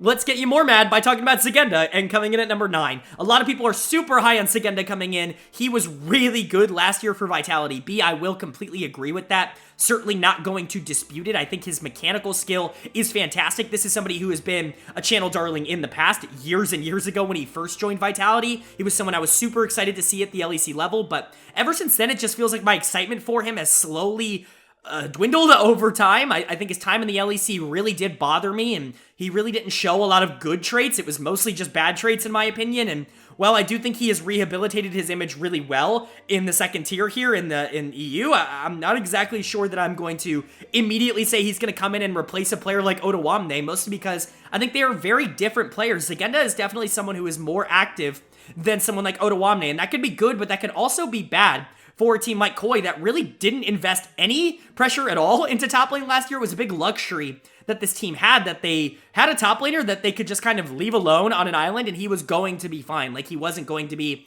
a problem. He was going to go even, or he was going to win his matchup by himself, or if he was going to lose, it certainly wasn't going to be by a lot, no matter basically against who he was playing in the league or in the world at world stage. So for Koi bringing in Sagenda and kind of replacing Odo with him, it's certainly a different look. And I'm a little bit worried about how the team is going to transition. Honestly, the addition of Sagenda, being the only change is the big reason why Koi falls to number 3 for me. Is I'm not super sold that he is going to be this like immediate replacement, especially in winter. I think it's going to take this team a little bit of time to recoup, even though they are keeping 4 players, because it definitely is going to need to be a little bit of a different play style. I think he's talented, and I think he can definitely catch up to the rest of this team and become like a top 5-ish top laner in the region. It's just hard for me to say that he's going to be that at the beginning of the year, when I don't really have a ton of confidence myself that he is going to be that at the beginning of the year. But the rest of the team obviously is fantastic. Malrang really came out of his shell last year. That really aggressive style very much paid paid off for a rogue team that very much was willing to play around it. Talked about it a bit as the year went on. Obviously, Malrang has his strengths and weaknesses. I become a broken record on my channel about Malrang. I feel like I say the same thing about him in literally every single video, and I'm gonna repeat it here, so sorry if you're a longtime viewer, but Malrang is one of the best junglers in the world at playing with a lead and playing from ahead. But when he is behind, he is completely and utterly useless. Like, he has absolutely no capability of playing from a losing position. Luckily, he's not often in a losing position with the rest of this team because they support him so well. I'm a little bit worried about how that might impact, this year. I think Sagenda is definitely a little bit worse for that, for supporting his jungler, than a player like Odoamne would be, willing to give up some early waves in order to make sure that Malrang is in a really good spot to be able to invade or to vertical jungle topside, which they did a lot over the course of last year. Not sure Sagenda is really going to be in that same position often at the beginning of this year, but Malrang, talent-wise, when he is ahead, is just simply the best jungler in the league. He's number 1. Unfortunately, when he's behind, you can make a case he's number 10 in terms of how he plays the game. So he's going to come in at number 3 for me. I think he has kind of that level of impact. If you want to put him a little bit lower, I'm not really going to be all that mad. He's someone who I think realistically probably should be a tad bit lower, but his impact on the game is, I think, around the number 3 ranking in terms of jungle. And then you look at the mid lane. Again, can't stress this enough. I really like Larssen, and I think he's perfect for this team. He is a great late game team fighter. That's really what Larssen is. I always called him a better version of Power of Evil. I really do think that that is kind of the idea. He's Power of Evil without the limitations on him that PoE has, where PoE really feels like he only plays control mages, and he's not really someone who, really wants to, push and roam or play around his jungle in any way. I think Larssen is this fantastic late game team fighter in the same way that PoE is this fantastic late game team fighter, but Larssen is willing to get there basically any way that you need him to on any champion that you need him to. You need him on a more passive pick, a control mage, something like an Orianna. He's going to play it at a ridiculously high level. That's his bread and butter. Victor, it's his bread and butter, right? It's what he's really good at. You need him to play Talia. Wasn't really all that good at it last year, but definitely got better as the year went on. Sylas is definitely a pick for him. He can play that shove and roam style. He can move around the map and really help out his jungler. He can do it on those champions. You need him to play an assassin. He is surprisingly competent on Akali, on LeBlanc, on these champions. Like, he can really carry these late game team fights on more damage picks like that. He's just very versatile. I'm just not necessarily sure he's the kind of player that you are going to run your entire team through, which is why, unfortunately, he comes at the bottom. He comes right below the reigning MVP of last year in my mid lane rankings, if that gives you any context. You want to put him above Niski? He's a better player than Niski. I just wanted to give the MVP some level of respect. Realistically, he's probably number 5 in my rankings, but I don't know. You want to put him above VTO? You want to put him above Perks? Like, I'm really not going to be mad about any of these. It's just, for me, that's where I land, right? Larssen just lands slightly below some of those players, but he's a fantastic player, and he's perfect for what this Koi team wants to do. And then you've got the bot lane. This is the best bot lane in Europe, and it wasn't all that close last year. Comp had a complete breakout year, and I'm buying in. Like, oftentimes when you have one breakout year after a couple of years of mediocre play, especially on this channel, I'm going to be a little bit more cautious moving into the next year. See my ranking for Zeka. I still put him at number 4 in my LCK rankings. I didn't put him above Faker, even though he outperformed him last year. Comp is definitely not in that boat. He has proven everything that he needs to prove to me, that he is the best AD carry in Europe right now. I think the position itself is a little bit weak, I'll be honest. There wasn't a ton of competition for him at that number 1 spot, but golly, the talent level of what Comp is just able to do is out of this world. He's able to carry games in lane, out of lane, early game, late game, with his support, without his support. He is just so ridiculously talented and completely unlocked last year. Trimby is a huge reason for that. Trimby is somebody who I've been much lower on this channel for a consistent amount of time, but there's only so much I can ignore before saying he is just easily one of the best supports in Europe. He continues to look fantastic on these enchanters, which is really great because it looks like we're continuing the enchanter meta, and I think that's going to be a huge positive for Koi. I do still worry about him on this more engaged meta, type of play style, but luckily it doesn't look like we're going to be getting that in winter, and so for now, Trimby's going to come in at number 2, and I think you can make a really strong case that in this meta in particular, he's better than Kaiser at these enchanters, at these more, funnily or AD carry type of picks that I think Koi really played super well at the end of last year. So this bot lane's a big reason why this team ends up at number 3, but in general, they're just so ridiculously talented. They won the LEC last year. They ended up making it out of groups at Worlds for a reason. I do expect some natural regression from some of these players. I'm not exactly sure Malrang's going to be able to play at the same level he did last year. I'm not exactly sure a player like Larssen's going to be able to play at the same level he did last year, if only because it's so difficult to play at that level 2 years in a row. Not because I don't think they're great players, but just just because it's so difficult to play at that level 2 years in a row. And then I'm also a little bit worried about going from Odoamne to Sagenda in that top lane. I think that could definitely be a little bit of a learning curve for this Koi team, but they're still fantastic. I think if you wanted to put them in the A tier with the top 2 teams, I certainly wouldn't be upset at you, and I've seen a lot of people put this team as the clear-cut number 1, the only team in that top tier, and it's really hard to argue with that. They won last split for a reason. It's just, for me, I'm a little bit lower on the upside of this team as I was a little bit in the regular season last year, but as we all know, they have the talent to be able to get it done. It's just about, can you stay at the top now that you are there? That's going to bring us to our top 2 teams here in my LEC Winter Split Power Rankings video. And you know what the top 2 teams are. Obviously, you clicked on this video knowing who the teams in the LEC are. So you know who's left. And obviously, by revealing number 2, I'm going to reveal number 1. And this is where it's really going to get controversial. I said at the beginning of this video that this is going to be my most controversial video of the year, probably. And I certainly stand by that. And these rankings are a big reason for that. Obviously, Koi started that, but here we go. So jumping in at number 2 in the A tier here, we're kicking in. These top 2 teams are both in the A tier. They should be the 2 favorites to win the trophy in winter, in my opinion. But coming in at number 2, finishing just in second place, it is going to be G2 Esports. They come in at number 2 for me, and I like this team. I think that there's a lot to like about this team, but there are some things that you are hanging your hat on kind of being quote-unquote bounce back years, which I've talked about a lot on this channel over the course of the offseason. It's just really hard to predict whether or not you can expect that to happen or whether or not you just kind of have to hope that it happens.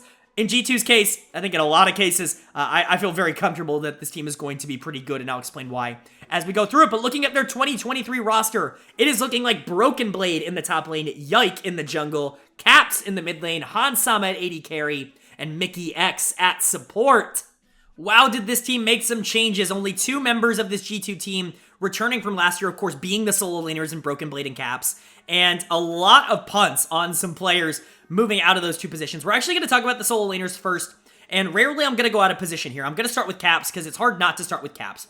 I think I'm actually going to get some pushback for calling him the number 1 mid laner in the region, which is kind of wild to say, because Caps, in my opinion, is the best player the LEC has ever had. And yes, I do think he was a little bit worse last year than potentially some of his counterparts, or especially himself in the past, right? Like, he wasn't the Caps that we had known him to be over the past few years, where it was just a no-brainer top 1 or 2 player in the league every single year. It very much felt like, oh, maybe he's like a top 10 player, right? Like, G2 was good, but you could argue that Caps wasn't even the most important player on that team. You could argue that that was Broken Blade, at least in the regular season, but you're telling me that I'm not expecting Caps to have a bounce back year? You're not expecting Caps to have a bounce back year? Come on. Like, Caps should be ranked as the number 1 mid laner until he proves that he is, like, indisputably not the number 1 mid laner. Like, he has earned that right, and I think he will continue to have that right. So he's going to come in as my number 1 mid. He's going to continue to be probably the player I'm the most confident in the entire league, and he's a big reason why G2 is sitting here at number 2. Absolutely no worries about Caps at all, even if I personally was a little bit lower on his performance last year.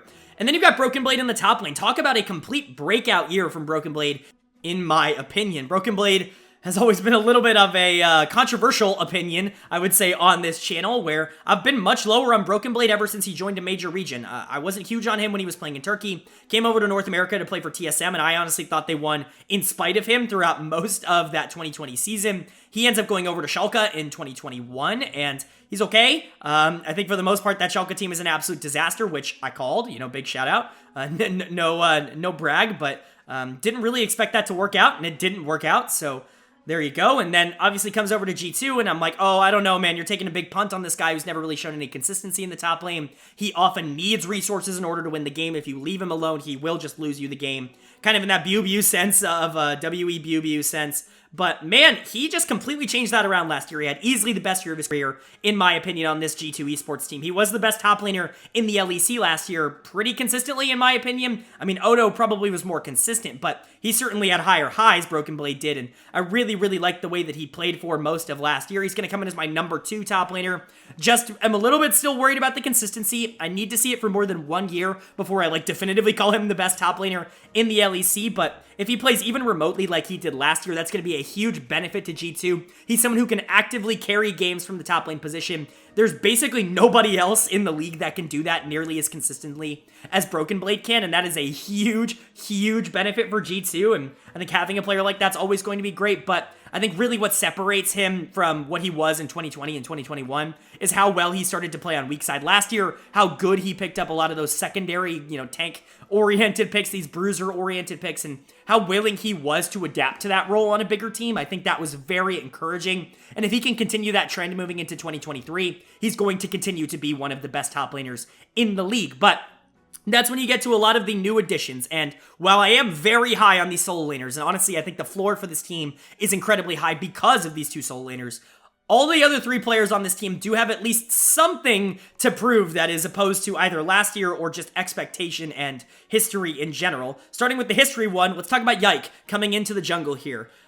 Rookie junglers in the LEC are very hit or miss, and I'm going to be honest, mostly miss. It is very difficult for a jungler to come in straight into the LEC, especially on a top organization and a top team that is trying to win like G2 Esports and integrate itself well. Yike is a carry-oriented player from what I watched from him, and he is incredibly, and I mean incredibly good at that. But really what made Yike special was that he played off of his really, really talented solo laners incredibly well, most notably Aka. I think that was really like the big duo in EU Masters last year that I was looking at as like a jungle mid duo that I loved watching. If he can have even a fraction of that synergy with Caps, Caps is so much of a better player than a player like Aka that if Yike can come in and just kind of play the exact same way that he did last year at EU Masters and in the LFL with Aka, he will outperform this number 8 ranking. I'm just a little bit concerned, obviously, with you bringing a very young, relatively unproven player into a team that, by all estimations, is expecting to win the league. Like, that is a very big replacement.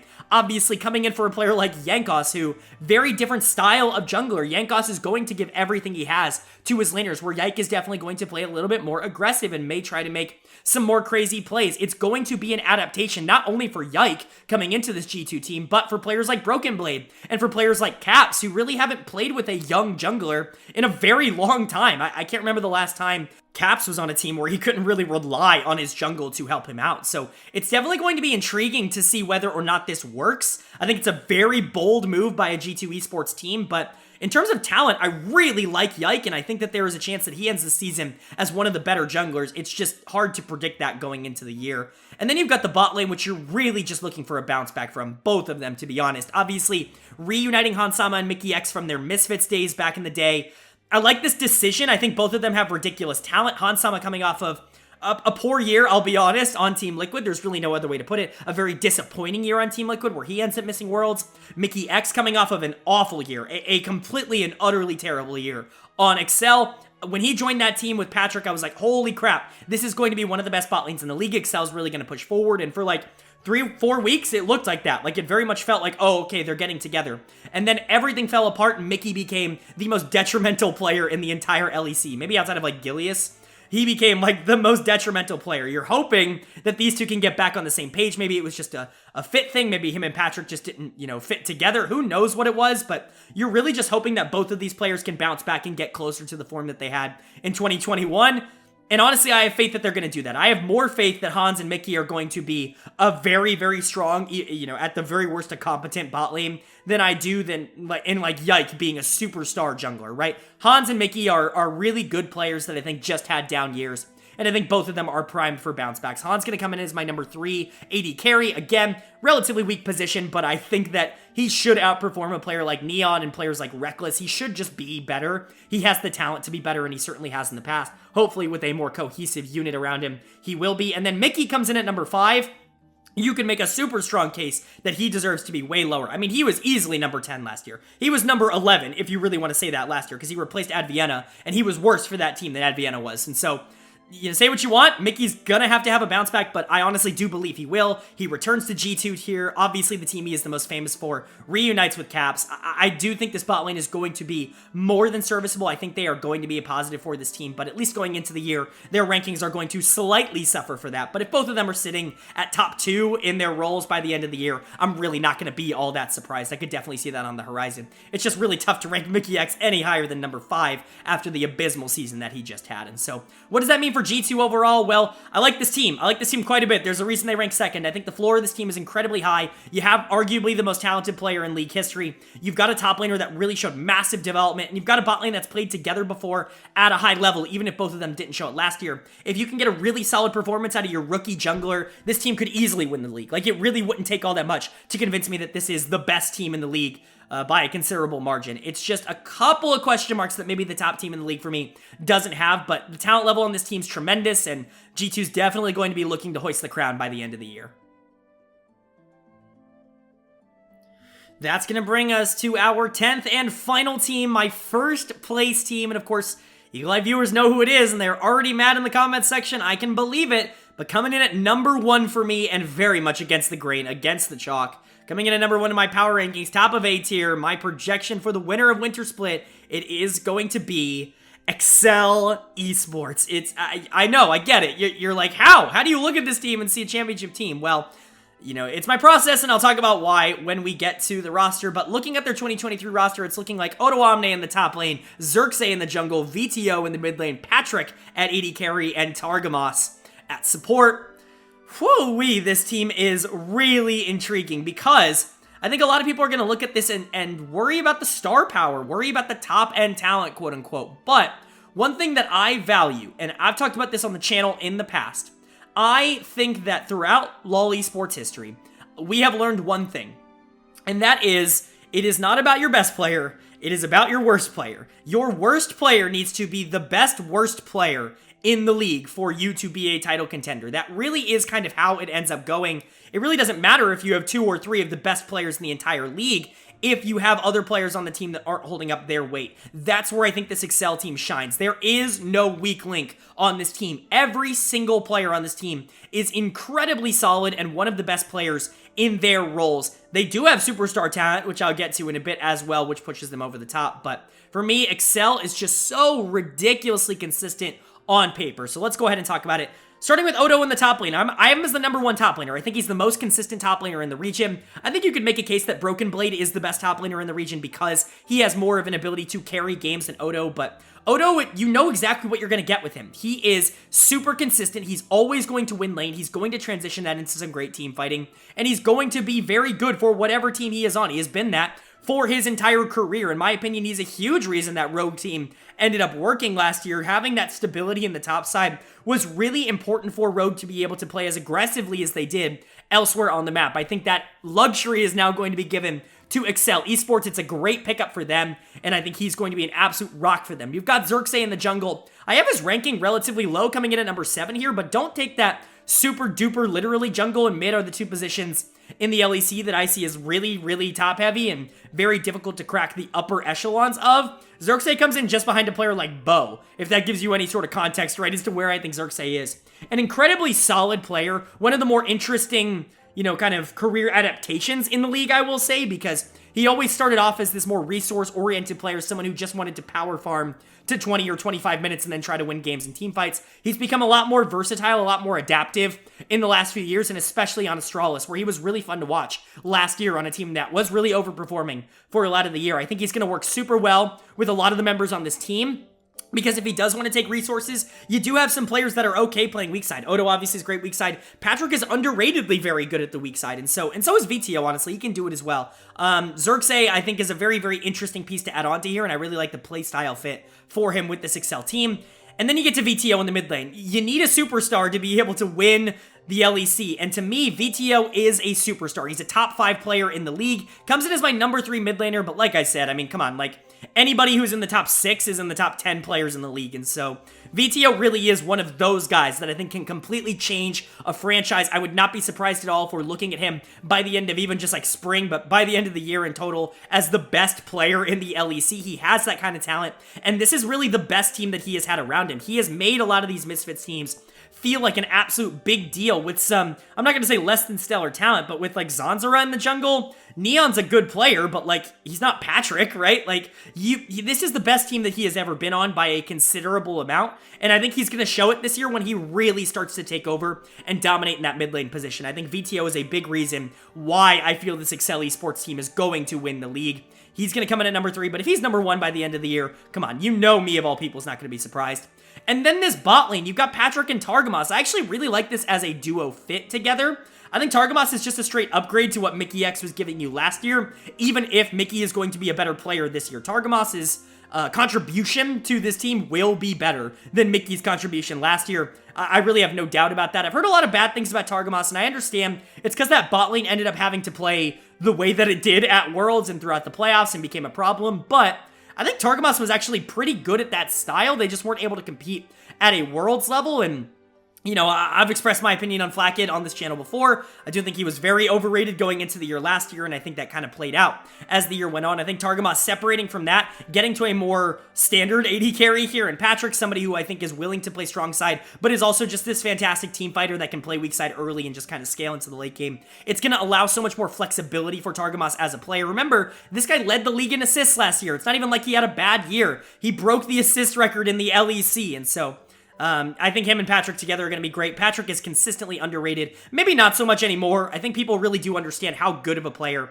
Patrick is, but I think he's finally going to get the chance to do it on an actually good team this year with players around him. The carry lane duo of VTO and Patrick is potentially the best in the entire league, or very much has the potential to be the best in the entire league, and I don't really think a lot of teams are going to be able to compete with that. As long as you have your quote-unquote more unknown pieces step up, players like Xerxes, players like Targamas, if they can perform to like top 3 or 4 in their position levels, this team is a no-brainer championship contender. I think Odo's going to be ridiculously solid on the top side. VTO is my pick for MVP going into the year. Xerxes ridiculously solid, has become more flexible as the years have gone on.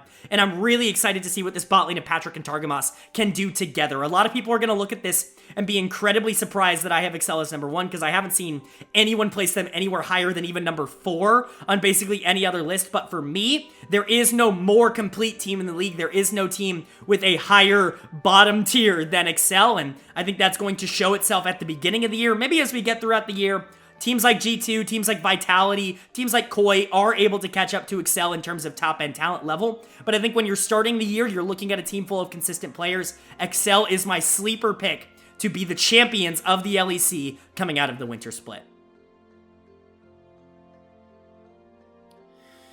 All right, that is going to do it for my 2023 Winter Split LEC Power Rankings video. If you guys did enjoy, please leave a like on this video. I've already talked about it a couple of times, but there's definitely going to be some pushback to this one. I've got Excel at number 1, for Christ's sake. I've got Larson at number 6 in the mid lane rankings. People are going to be mad about this, so if you did enjoy it, if you enjoy my analysis, even if you disagree, go ahead and leave that like, and then let me know why you disagree down in the comment section below. I love having conversations with you guys as long as they are civil conversations. I'm absolutely open to hearing why certain players deserve to be higher, or why certain players should be lower, why certain teams may be overvalued, or why certain teams may be undervalued in my rankings. I love hearing you guys' opinion. I'm not the end-all, be-all of League of Legends opinion, so I'd love to hear that down in the comment section below. And of course, if you are new here and you enjoyed the video, go ahead and hit that subscribe button. We're putting out videos for all 4 of the major regions. We've already done ones for the LPL and the LCK, as well as the NACL, which I'm covering now this year. And then we're doing weekly recaps as well. LPL, I've already had week 1 and week 2 out. LCK will be out later this week. And of course,